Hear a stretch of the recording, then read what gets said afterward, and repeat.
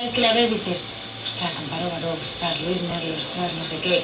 Pero luego son tan cariñosos y son tan personas. O sea, quiero decir, no es a lo mejor el prototipo que dices es intocable, es inalcanzable. O sea, son gente muy cercana que te ayudan, que te apoyan, que te aconsejan.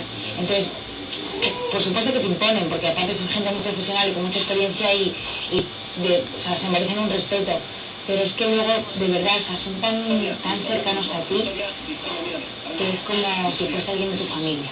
En La Laguna ha aparecido un hombre muerto. O sea que vuestro gran motivo ha sido que os apetecía jugar a ser policías.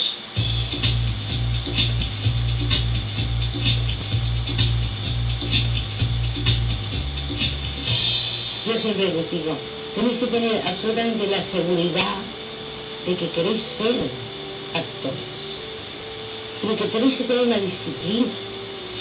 Este trabajo, que no es mágico ni mucho menos, los actores somos como todo el mundo, exige un gran esfuerzo.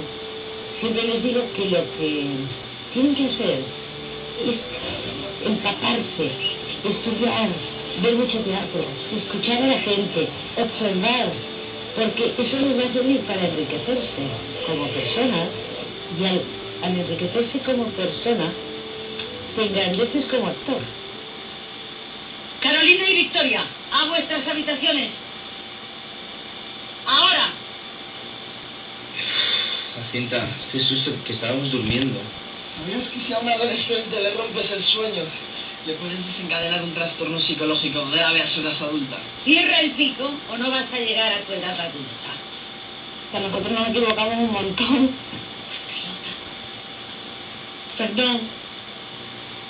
Llegando. Igual.